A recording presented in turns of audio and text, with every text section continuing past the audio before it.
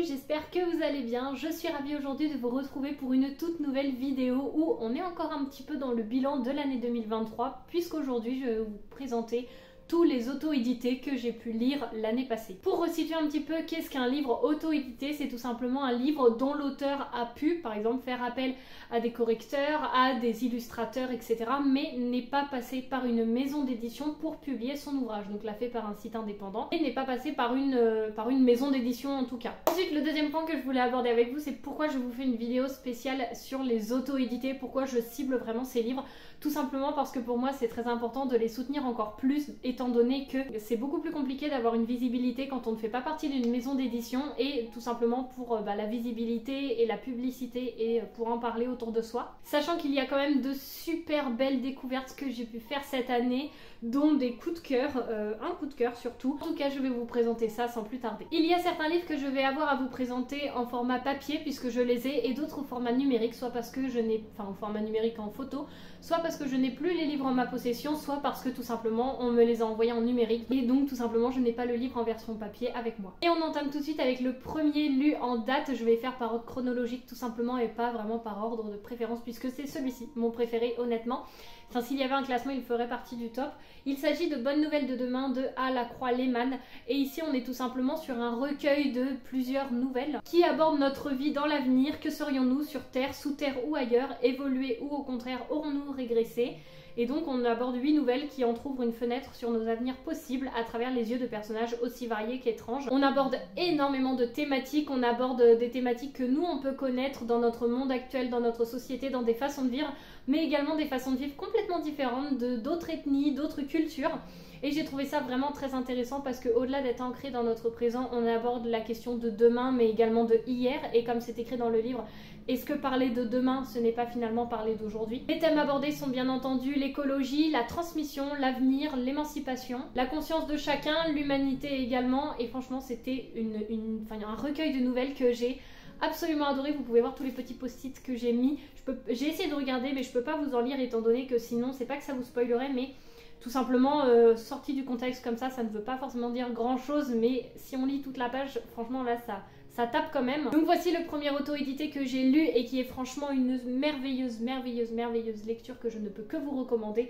En tout cas, si le cœur vous en dit, si la thématique vous intéresse, si jamais le fait de lire en auto-édité vous intéresse, alors je vous conseille énormément celui-ci. Nous continuons ensuite avec le second en date. Il s'agit de Qu'une parenthèse de Gaël Osseret.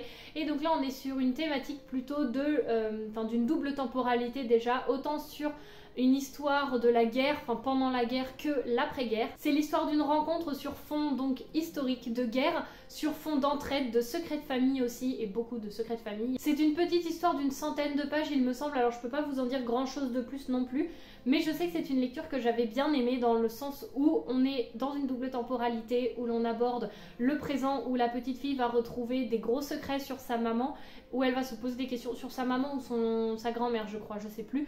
Et donc là on va basculer dans l'époque d'avant, dans l'époque historique de la Seconde Guerre mondiale et de l'après-guerre, à voir justement tout ce qui s'est passé à ce moment-là et comment la petite apprend des choses sur sa famille. Si le contexte de la double temporalité vous plaît autant qu'à moi, cette lecture ne pourra que vous satisfaire. On enchaîne ensuite avec La résonance des notes de Alrik Trueba, et donc là c'est également un auto-édité évidemment, mais surtout c'est un témoignage. Donc là je vais vous lire le résumé pour vraiment vous retransposer les mots de l'auteur comme ils sont écrits. Et si la musique n'était pas seulement un art, et si elle était la réponse à nos questions, le remède à nos maux, parfois elle s'écoute, souvent elle se vit.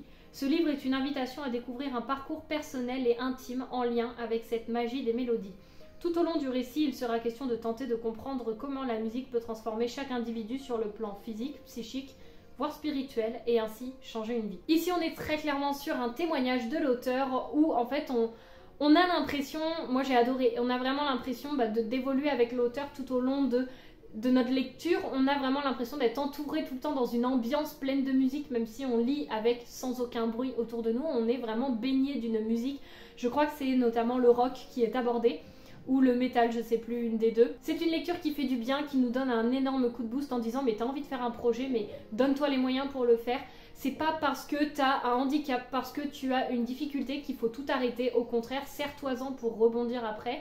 Donc c'est vraiment une histoire pour le coup, celle-ci, qui donne le sourire et qui nous donne envie d'avancer, nous donne envie de réaliser nos projets et de se dire bon bah voilà, je sais ce que je veux, je sais ce que je ne veux pas, maintenant comment je fais pour y arriver et qu'est-ce que je vais mettre en place par petites étapes pour y parvenir. Tout ça baigné dans un univers de musique constant. Si jamais la thématique vous plaît et que le cœur vous en dit, je vous invite encore une fois très vivement à lire cet écrit. Ensuite nous allons passer à un roman graphique, vraiment un bon pavé, je crois qu'il fait 400 pages. Cet écrit est dessiné par Johanna Zahir et Thibaut Collomb de Franciosi, je ne sais pas exactement. J'ai eu la chance, sans le savoir, de faire un salon du livre, donc où j'ai pu être moi-même en tant qu'autrice pour dédicacer mon livre, et ils étaient également là pour eux aussi faire dédicacer leur livre et vendre un petit peu tout ce qu'ils avaient, donc j'ai pu les rencontrer, discuter avec eux. Ce sont vraiment deux personnes adorables et voilà, je suis très contente de les avoir connus, enfin de les avoir rencontrés, d'avoir pu discuter avec eux finalement de manière impromptue sans le savoir. Pour ce qui est de Nightmare, on est sur un tome 1 qui aborde tout simplement différents jeunes qui se retrouvent tous dans un monde dont ils ne savent pas du tout quel est l'enjeu, quel est le lieu et qu'est-ce qu'ils font là en fait. Est-ce qu'ils sont morts? Est-ce que c'est un rêve? Est-ce qu'ils sont dans le coma? Et en fait ils se retrouvent tous dans ce monde qui a l'air un petit peu chaotique, un petit peu cauchemardesque et très flou, très poisseux tout le temps, avec des bruits étranges et des créatures dont on sait qu'il va se passer des choses et c'est pas vraiment rassurant. Donc on suit tout ça dans le tome 1. Le tome 2 je ne l'ai pas lu, si jamais j'ai l'occasion de le prendre pourquoi pas, mais c'est à dire que le tome 1 j'avais beaucoup aimé. J'avais juste été un petit peu déçue par la fin, dans le sens où je me suis dit en fait pendant tout le tome 1 on termine le tome 1, on a toujours autant de questionnements, on n'a même pas une seule réponse que quand on commence en fait, on a rien du tout, alors que je me dis on aurait pu nous donner un petit indice qui aurait pu rebondir pour aller vers le tome 2, sauf que là c'est vrai que du coup ça m'a un peu le soufflet s'est un peu posé sans donner cet élan pour aller vers le tome 2. Après encore une fois j'avais quand même bien aimé le tome 1 et avec du recul je me dis qu'il serait quand même sympa de découvrir le tome 2 pour savoir ce qu'il en est finalement de ce monde un petit peu très mystérieux, très chaotique encore une fois, et qui fait qu'on se pose quand même beaucoup de questions. On est un peu sur un monde limite post-apocalyptique. Au niveau de l'histoire, je ne dirais pas que c'est de la jeunesse, mais plutôt du jeune adulte, voire de l'adulte, parce que dans les illustrations qu'on a, c'est quand même assez glauque parfois. Je ne l'ai plus en ma possession parce que ma soeur l'a récupéré, donc je pourrais pas vous montrer vraiment les illustrations, mais je vous en avais parlé je crois dans mon challenge 7 jours 7 livres, il y a moyen. Donc n'hésitez pas, je vous le remets dans le petit i si jamais ça vous intéresse d'aller voir un petit peu les illustrations, le graphisme du livre. Mais on a des pages qui sont comme des pages de journal, pages de journaux plutôt. Ils sont écrits, on a des dessins je crois, on a vraiment plein d'illustrations différentes. On a des moments où on voit les personnages, des moments où les planches sont vraiment différentes les unes des autres. C'est assez coloré mais toujours dans les teintes un peu sombres. On n'est pas sur des teintes violet, pâle, doux, rose, bleu clair, etc. Pas du tout. Mais justement ça rajoute vraiment quelque chose à l'histoire d'assez dur, mais en même temps sans savoir pourquoi. Si jamais vous recherchez donc un roman graphique qui peut vous intéresser, plutôt jeune adulte, avec des illustrations, avec un côté un peu terrifiant mais pas trop, un petit peu angoissant également, je vous recommande vraiment ce roman graphique pour le coup. Ensuite nous continuons avec Un grain de magie, écrit par Chloé Garcia, et ici on y suit tout simplement un univers de fantasy où nous allons retrouver des créatures magiques et mystiques comme des fées, des gnomes, des elfes, etc. et bien plus encore au travers de plusieurs nouvelles. On est dans de la fantasy mais également un peu de l'urban fantasy, voire un petit peu de la fantasy côté celtique. Dans ces différentes nouvelles, on aborde des thématiques qui nous font réellement penser à la vie actuelle, au contemporain. On a toujours des parallèles avec notre vie, avec des choses que l'on peut chercher, comme des projets, des buts, mais également des thèmes très forts abordés, des choses à remettre en question, à se remettre en question. Et voilà, j'avais trouvé que c'était au travers d'un univers de fantasy très intéressant, très riche, avec des petites illustrations à chaque début de nouvelle. On aborde quand même des thématiques assez fortes. J'avais beaucoup aimé. Il y en a qui m'ont plus ou moins touchée, comme j'ai envie de vous dire dans toutes les nouvelles. Il y en a qui vont plus ou moins nous attraper, nous happer, et d'autres qui vont un petit peu moins nous satisfaire parce que peut-être que c'est pas le moment de lire une nouvelle comme ça, ou que la thématique nous a un peu moins touché qu'une autre. Mais en tout cas dans l'ensemble je me souviens vraiment d'avoir passé un très bon moment de lecture au travers de cette histoire. On continue avec un livre que j'ai enfin lu. Il s'agit de La magie des Valkyries, écrit par Tom Pandore.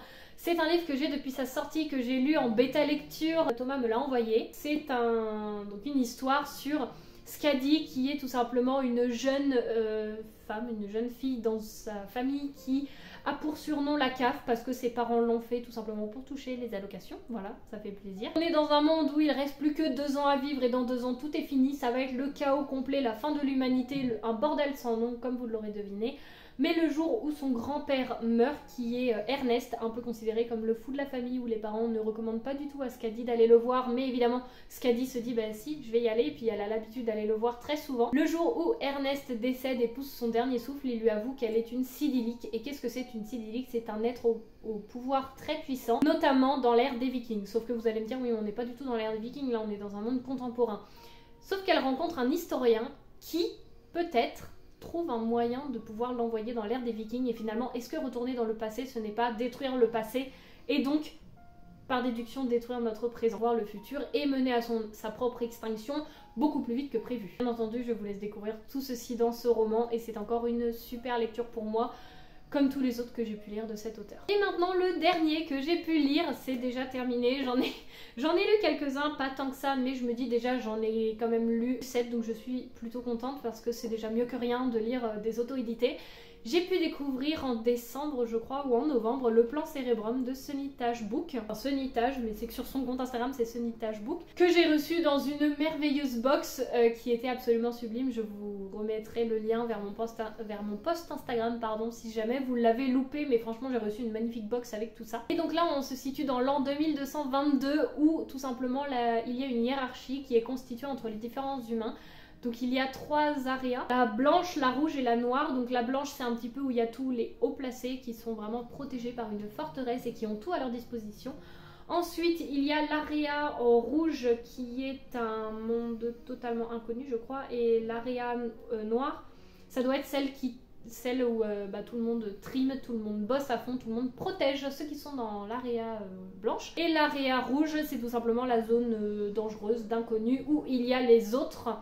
Comme je vous le dis à chaque fois, les autres, Z-A-U-T-R-E-S, vraiment autres en un seul mot, qui sont un petit peu comme des zombies, comme des monstres qui veulent tout bouffer, et que pour les repousser, il faut parfois leur livrer des personnes en pâture pour un petit peu calmer les esprits et éviter de semer le chaos entre eux. On y suit justement une jeune fille qui se retrouve dans la zone blanche et qui, le jour où elle voit son père se faire assassiner, donc le chambellan, elle se retrouve évidemment elle-même en danger et elle se réfugie à ce moment dans la zone inconnue avec d'autres personnages. Est-ce qu'elle va réussir à tout simplement à s'habituer dans cette zone?